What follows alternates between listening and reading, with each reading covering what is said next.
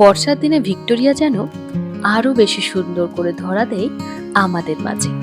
তাই তো সেদিন চলে গিয়েছিলাম কলকাতার কেন্দ্রস্থলের গড়ের মাঠের দক্ষিণ প্রান্তে অবস্থিত একটি ঐতিহাসিক ও বিখ্যাত শ্বেতপাথরের স্মৃতিসৌধ নিজের চোখে দেখতে।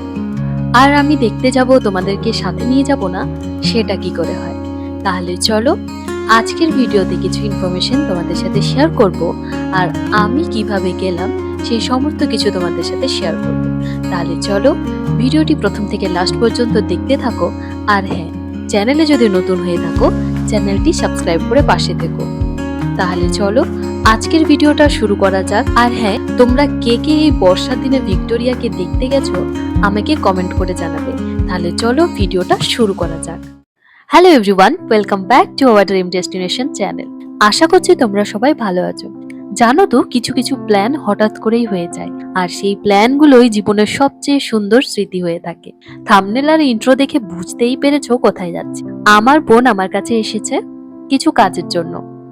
আর বোনের কাজ হয়ে যাওয়ার পর বোনকে বলেই রেখেছিলাম আমরা একদিন ভিক্টোরিয়া যাব, কারণ অনেকদিন আমি ভিডিও বা ফটো তুলিনি, সেই কারণেই আর কি বোনকে বলা। তো এখন আমরা অটো ধরে যাচ্ছি সিথির মোড়, সেখান থেকে অটো ধরে দমদম যাব, দমদম থেকে মেট্রো ধরে যাব নিউ মার্কেট। শাড়ি পরে যাওয়ার প্ল্যান ছিল, তাই সুন্দর করে শাড়ি পরে রেডি হয়ে দেখি আমার কাছে চুড়ি নেই এটার সাথে পরার। তাই ভাবলাম নিউ মার্কেট থেকে চুড়ি কিনে তারপর যাব ভিক্টোরিয়া। আমরা চলে এসেছি এখন দমদম মেট্রো স্টেশন। আমি অনলাইন থেকেই টিকিট কেটে রেখেছিলাম, কারণ লাইনে দাঁড়িয়ে থেকে টিকিট কাটার থেকে অনলাইনে টিকিট কাটা অনেক ভালো। তো এখান থেকে আমরা যাব এসপ্ল্যানেড, এসপ্ল্যানেড থেকে আমরা চুড়ি কিনে তারপরে যাব ভিক্টোরিয়া। আমাদের মেট্রো টিকিট পড়েছিল পার পার্সন 14 টাকা করে, যেহেতু অনলাইন কেটেছিলাম তাই 1 টাকা করে ছাড় দেয়। আমি যতবার যেখানেই যাই সবসময় যাওয়ার চেষ্টা করি মেট্রোতে করে, কারণ মেট্রোতে করে গেলে টাইমটা অনেকটা বেঁচে যায়। আর বাসে গেলে অনেকটা টাইম লাগে। যেখানে আমাদের নিউ মার্কেট যেতে টাইম লাগতো 1 ঘন্টা, সেখানে আমরা মেট্রোতে করে পৌঁছে গেছি মাত্র 20 মিনিটে এসপ্ল্যানেড। তো এখন আমরা নেমে পড়েছি, নেমেই হচ্ছে যাব নিউ মার্কেট।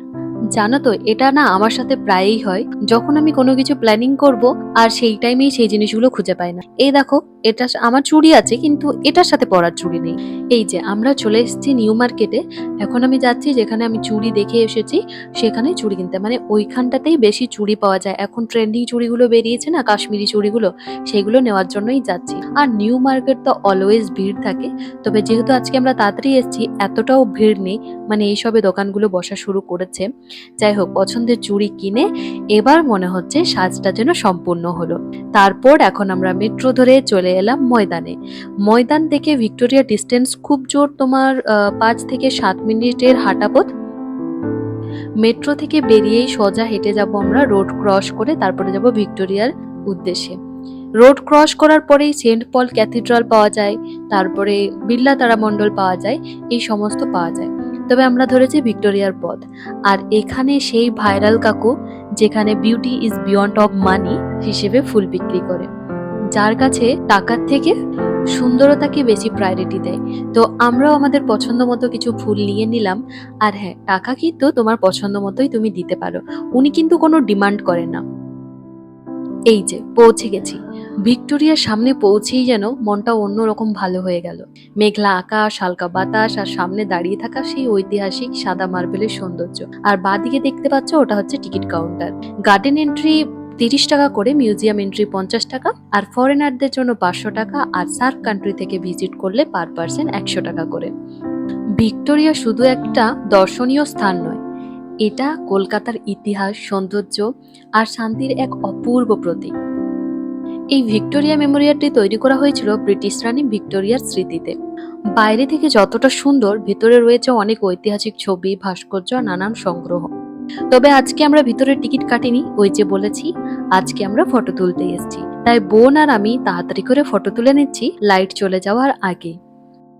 আমি আর বোন এই ভিক্টোরিয়া অনেকবারই এসেছি, তাই মিউজিয়ামটা আজকে ঘুরে দেখলাম না। আর তোমাদেরকে তো আগেই বলেছি আজকে আমি কি কি করলাম সেটাই। তারপরে দেখছি আকাশ জুড়ে ঘন কালো মেঘ যেন ঘনিয়ে এলো ভিক্টোরিয়ার ঠিক মাথার উপরে।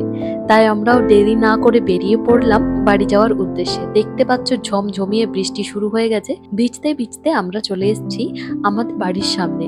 আর বৃষ্টি পড়ছে, এরকম ফ্রাই কে না খেতে চাই বলো। সাথে নিয়েছি রাত্রের ডিনার বিরিয়ানি। তাহলে চলো আজকের ভিডিওটা এখানেই শেষ করছি, দেখা হবে আরেকটি ভিডিওতে।